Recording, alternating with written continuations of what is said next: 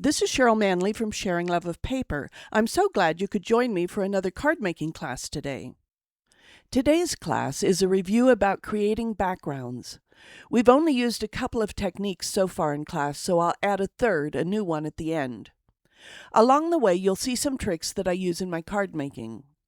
The patterned papers I use today are no longer available, but I need to use up my stash. You can use the ideas with your own stash or explore all the fun new papers on the Stampin' Up! Website. My first card has a background that is simply paper, this one from the Utterly Adorable set. Paper can be used as a whole panel or cut in various ways as we've done throughout the year. This time we'll use a complete 4 by 5 1/4 panel that will serve as both background and focal. I'll go ahead and bring in the pieces that I have for this card. I've got a piece of pecan pie that will serve as a mat. Yes, even backgrounds can be matted. I started with a piece that was 4 1/4 by 5 1/2 and trimmed 1/8 inch off the long edge and then 1/8 inch off the short edge to create a piece that is 4 1/8 by 5 3/8. Then I gutted the center to use for other things. This piece creates a narrow mat for the patterned paper. A pool party card base makes it look like the paper has a double mat, and I have these two 1/8 inch strips that I cut off earlier. Out of what I gutted from the mat, I die cut this piece for matting my sentiment, and using the same die cut a piece from a scrap of pool party cardstock for the sentiment itself. I want to show you a trick. The die I used came from a discontinued set called Mixed Labels. I keep the die set in with the stamp set, though they didn't come that way. But since I cut both my sentiment and my mat using the same die, they are both the same size. Obviously, if I just layer them one on top of the other, it doesn't make a very good mat. But I have options. I could just offset the mat in one direction if I wanted, but I'll show you how I cut this to make a good mat. I do my best to line up my scissors from the middle of this corner to the middle of the opposite one and cut it.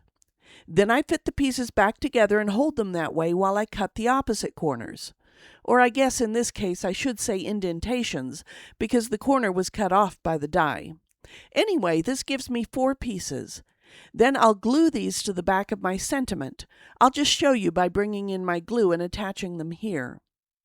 I'll just put glue on these pieces, avoiding the outer edge, and I just line it up, extending the piece beyond the edge of the sentiment piece so I can see the decorative edge of both. I'll do that again with the piece on the opposite side. Once they're on there, I just trim a little at the edges, trying to continue the line from the sentiment to the mat. Then I'll just repeat for the other 2 pieces. I need to trim just a little, but I don't want to trim too much. Okay, now I can use this narrow strip for a border across the top and add this sentiment. I just have to decide where I want it. I think maybe there. Honestly, I'm not sure I like this piece. I think it looks fine on the paper itself. It looks like it's hanging from these trees, so I don't need the border. I can put that strip on the inside if I choose. I'll take this off camera to glue everything in place, but before I do, I'm going to bring in a second example, because I didn't have the same background piece for everyone in class, and they got a choice. This is from the same paper, but there's more of the early espresso color in it, so that's what I've chosen for the mat. We'll make this one the same way, except that I do think I'll want to use the border strip this time. Oh, I should show you where those sentiments came from. The Happy Mother's Day came from this flower cart stamp set, which is discontinued, and the Grateful for You came from the Layers of Beauty stamp set, which is still available. Remember that even your stamp sets that are mostly pictures often have sentiments that are really useful. Anyway, let me go off camera and get these glued, and I'll be right back. All right, here's the first one. You can see I added that little strip on the inside. It's surprising what a difference that little strip makes. Here's the second one, and I've lost my strip, so I didn't put it inside. You can see this just looks a little more dressed up. So here are the samples of the first card, the one with the patterned paper background.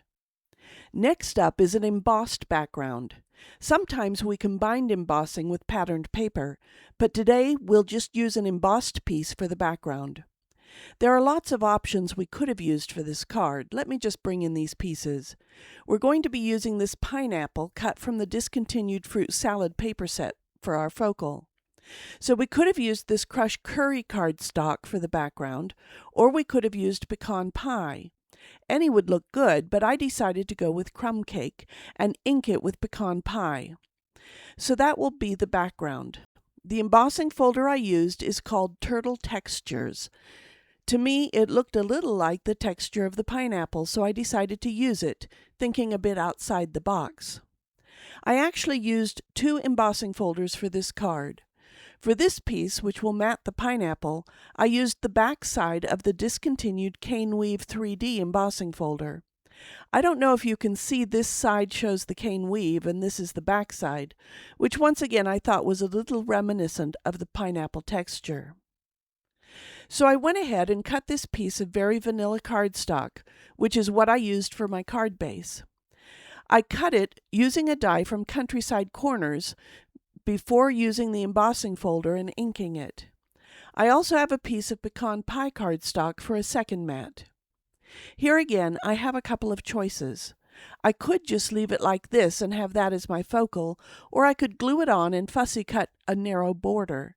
For now, I'm going to leave it like this. And then I stamped this "bursting with happiness" sentiment on a scrap of the very vanilla cardstock.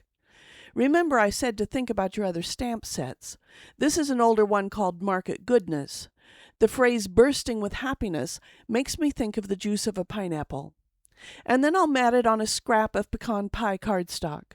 Note that you don't always have to make your mat the same width all the way around. This time I've chosen to make it wider on the sides than on the top and bottom, just to give it a little more interest. I'm going to see if it works to bring in a very vanilla-colored baker's twine, but we'll see. I'll go off camera, decide about that and whether I want to trim this mat or not, and glue everything in place. Then I'll be back with the finished card.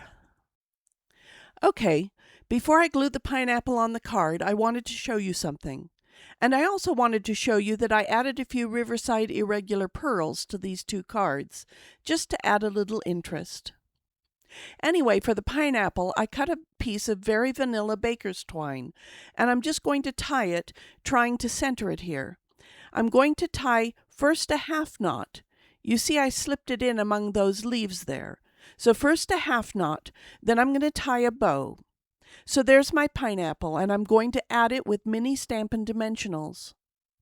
Oh, I forgot to mention that I added the sentiments with mini Stampin' Dimensionals too. I like the mini Stampin' Dimensionals. They have larger ones, but I can use these on anything. I don't have to stop and think about whether they're too big or not.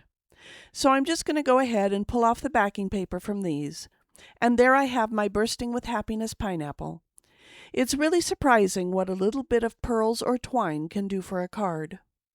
I did want to show you the inside. I used paper strips like I often do, but did something a little different. I wanted to use both colors, crumb cake and pecan pie.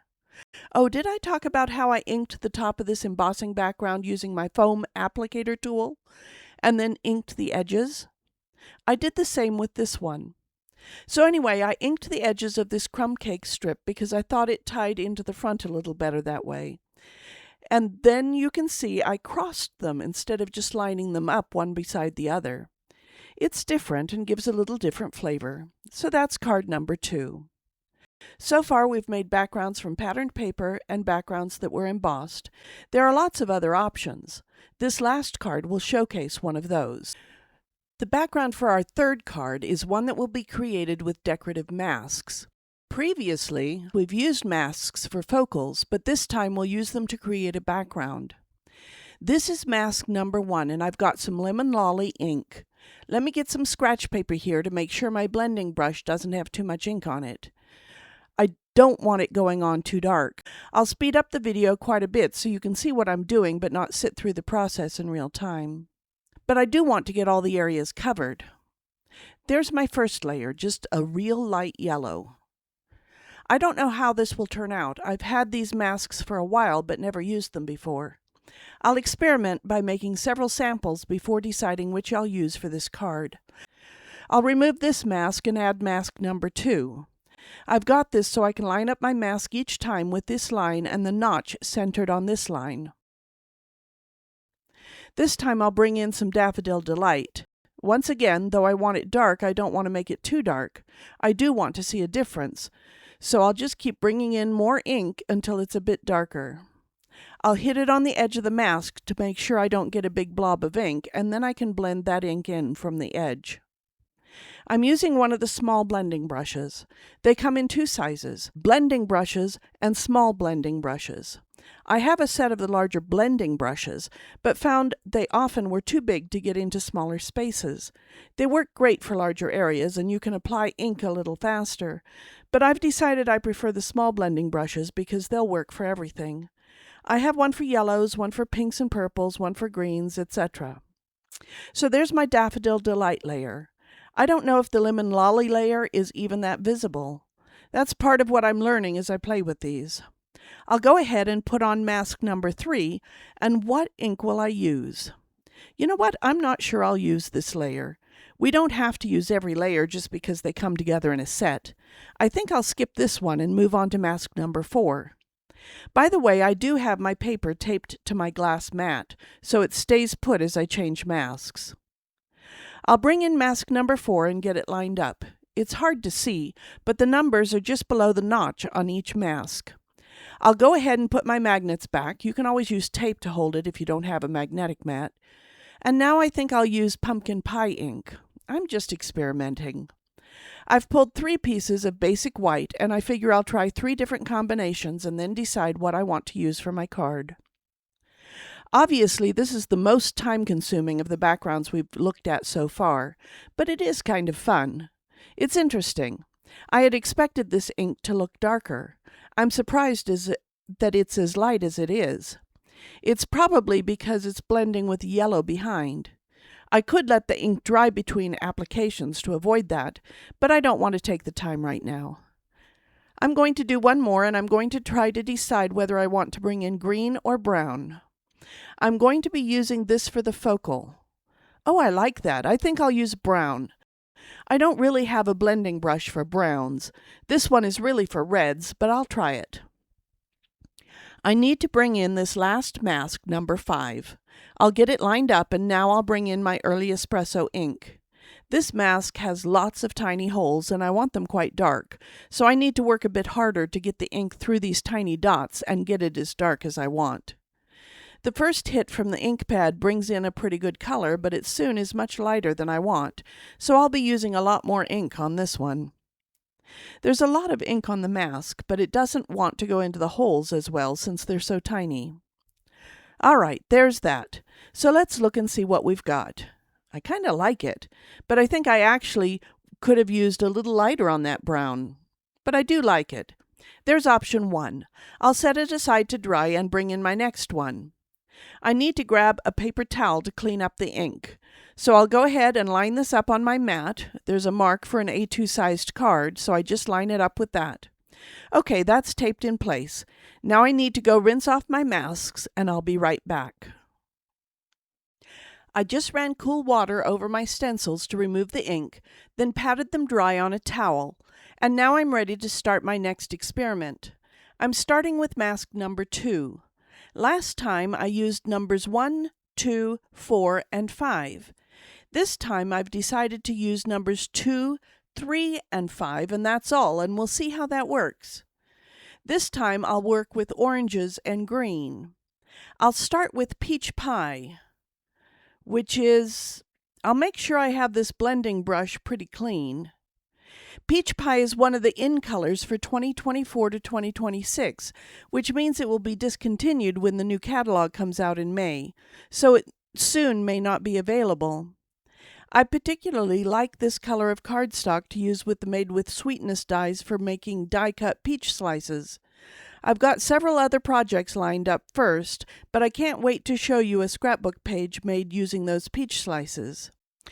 Oops! I got to talking and didn't tap on the side first, so I need to blend this a bit more so it doesn't look so blotchy. I'll pretend I wanted it darker at the bottom and graduate the color to lighter at the top. I'll call that good for that color. I'll remove this decorative mask and bring in number 3. I'll get it lined up and bring the magnets back in. I'll use pumpkin pie for this layer. I want to get it darker so it shows up as a different color. I apologize for the way the table shakes as I do this. All right. Oh, I do like that with the white or white between them, which is part of what I was going for in starting with mask number 2. I'll bring in number 5 and get it lined up. Then add my magnets as before. This time I'll use a green ink. Do I want Mossy Meadow or Old Olive ink? I'm afraid it might just turn to brown if I'm not careful. I'm going to try Old Olive. I hope it shows up green and not just a muddy brown, since I didn't let it dry between layers. This mask is definitely more challenging because of the smaller holes, but I like the effect. It looks like it will probably actually look green. That'll be cool. I just remembered, these Stampin' Up! Inks are dye-based, so they dry pretty quickly. No wonder I'm not getting muddy colors. Just a little bit more. We're getting there. I'm just looking to see if there are spots that need more ink. All right, let's see what this one did. How does that one look with our cluster? I don't really like this one as well as I'd hoped. I definitely like the first one better with the orange, which tells me the lighter peach color is nice. This one had a double orange layer, and it's a bit darker. I'll go off camera, clean my masks again, and be back to try one more combination. For the last one, I've decided to use masks 1 and 3, which puts the diamonds a little farther apart, so hopefully we can see the difference between the two a little better. I'll go ahead and put my magnets in place. I think what I want to do is try the lemon lolly for starters. We'll see if it'll be dark enough. I'm getting it a bit darker than I had thought to, but that's okay. We'll see what happens. Okay, there's my first one, and I'm going to bring in mask number 3. I think I'll do this one with the peach pie ink. I'll clean my brush and use the peach pie on this. I really had wanted it to be lighter, more peach, but it's coming in pretty dark. But we'll see what it looks like when I'm finished. I'll make sure it gets in the corners. Now I need to make a decision about my next mask. I want to bring number 4 in. I'm not sure if I'll bring the last one with the dots in or not. The question is, what color do I want to bring in? I had thought to bring in the green. Yeah, I think I'll try the Old Olive and see what happens with this. Who knows how well this will turn out. At least it's not as hard to add color to this one as the dots are. Well, let's see how that turned out. Okay, I'll set that mask aside, and there is my third option. Let me quickly clean up my surface. I'll bring this scratch paper back in to cut the glare a bit. So I have 3 options for my background.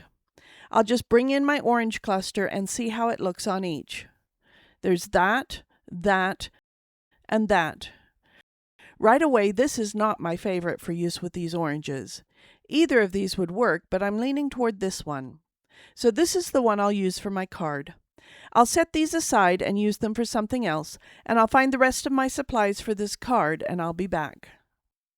Okay, I made 3 different samples of decorative masked backgrounds using the linked together decorative masks. I decided this was the one I liked for this project. I went ahead and cut a piece of Old Olive for a mat. You can see I gutted it a bit first. The size you want will depend on the size you cut your background piece. You can see I cut mine with a little bit of a white border. I'll just bring in these other pieces. I decided I would use this orange cluster, fussy cut from the Mediterranean Blooms paper. I die cut 2 mats using dies from the Spotlight on Nature die set. It's got so many different sized circles with fun edges.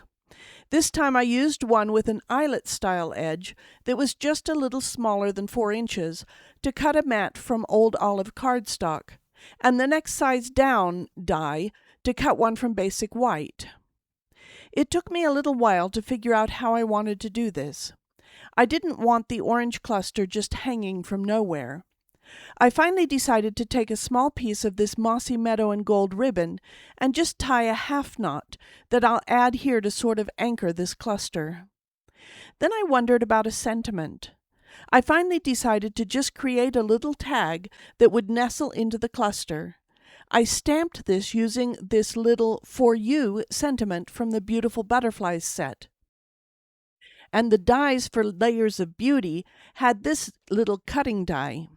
I stamped the greeting and inked the edges using old olive ink. I considered adding it at the top, but the angle just really isn't right, so I think I'll put it here. And then I have these pieces I could use on the inside. I'll go ahead and glue this, and I'll be right back. I've almost got everything glued together here, but I wanted to show you one more thing in case you wondered about it. When working with ribbon, I don't like to use glue because it can soak through and make a mess. Instead, when I'm adding a bow or a little half knot like I'm doing here, I use a mini glue dot. I just simply place the center of my half knot on the glue dot, then pick it up with a glue dot and add it to my card. So there's my card. The focal would have been better had it been glued just a little lower, but it's too late. On the inside, I used both strips. Then I added 3 little flowers that I had fussy cut from paper around the oranges cluster. It can be fun to carry a little of the theme of the card from the front into the inside. So there's the third card. Technically 4, since I made 2 samples of the first. Those are the cards I made today. Patterned paper for the background, embossing for the background,